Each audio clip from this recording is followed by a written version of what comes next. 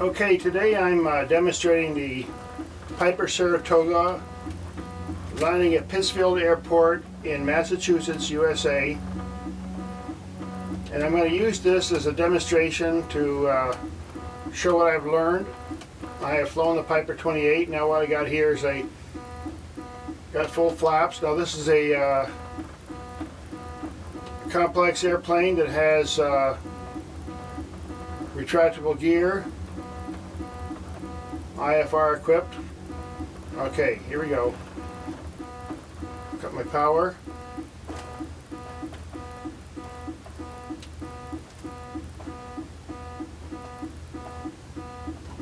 Okay, now I'm going to do a touch and go. Retract my flaps. Got a decent runway here. I got 80 knots. So I'm just going to use a flaps takeoff. Okay, here we go. I've got to establish my climb. Retract the gear.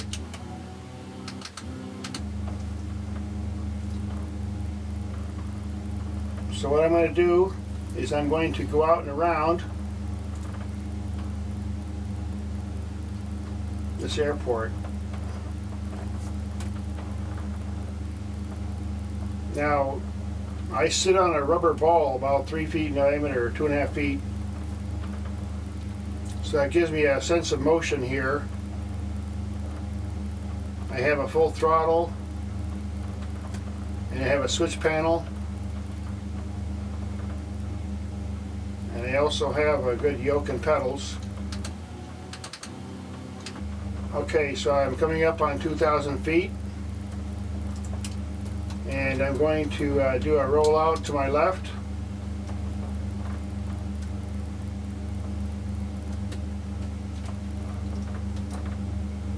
I'm going to hold altitude. Now, a lot of people think that with a simulator you're always focused on the inside with the gauges. Not in the modern simulators, because I have a good modeling and I can look out the aircraft. And I've done flights in which I made a rule that I could not do what they call the external view, and then I could not put it on pause either.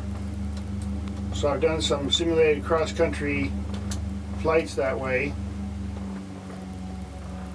I actually have flown out of this airport once upon a time, I think twice, doing some aerial photography. Now I got my airfield behind me, and just for the sake of a little variety here, I'm not going to land at the same airfield or air runway. I'm going to instead coming in on this other air strip there.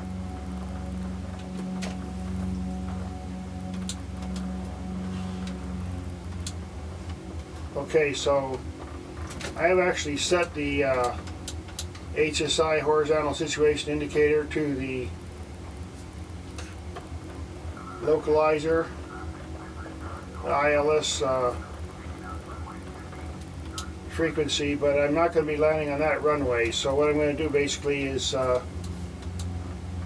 ignore that for now. So okay, I'm going to come in on base, doing a left base here. Okay, I'm going to start to descend, so I'm going to reduce my throttle. It's fuel injected, so I don't do any carb heat. I'm going to pitch up just a little bit to reduce my speed here so I can get it down below, further into the white arc there. Okay, and now I'm going to drop my gear with this little switch panel I have.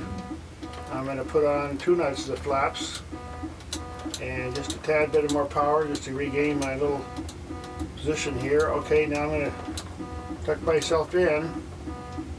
The beeper that's going off is a warning for that I got 2 flaps up. I do have my gear on, so that's just a feature of this airplane. Okay, so now I'm a little low. I'm going to give myself some more power to hold myself up there. My speed is good. I got 90 knots coming in. Holding myself up with this extra power I got. Okay, I'm now in position better. Got to cross these trees. Just give myself a little more power just to make sure I clear those trees there. Okay, I'm going to drop it right in there. Okay, runway's made. Okay, there we go. Just runway 14, okay.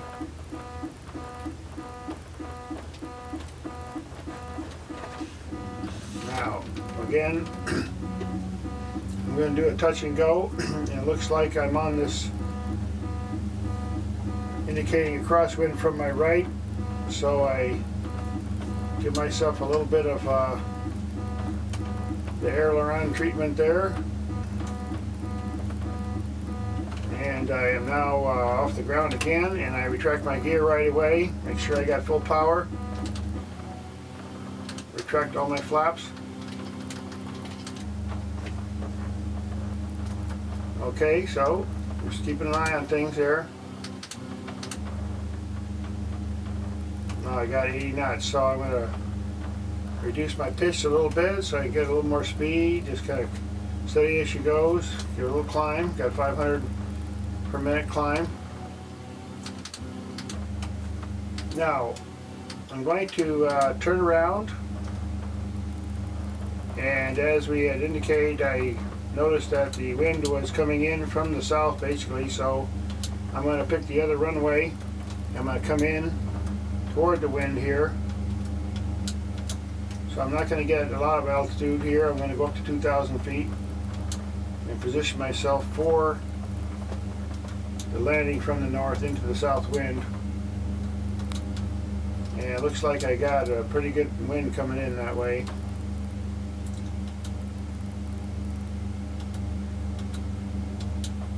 Now, simulator, you can really learn a lot of stuff if you take it seriously.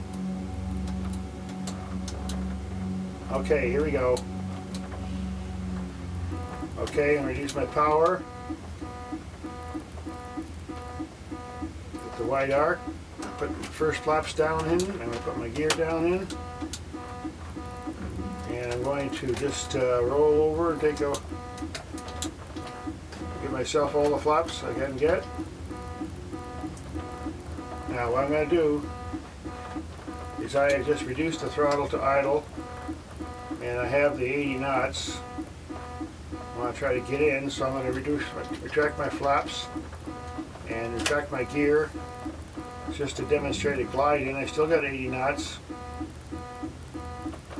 Now, in a case like this, if I'm really out of fuel, then I would be landing in this field here because I have the glide slope.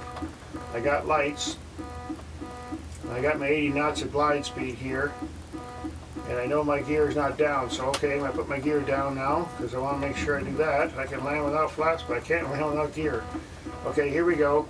I'm going to land, okay, just almost made the runway, just about, okay, there we go. There we go. Now, is that a good emergency landing? I think so.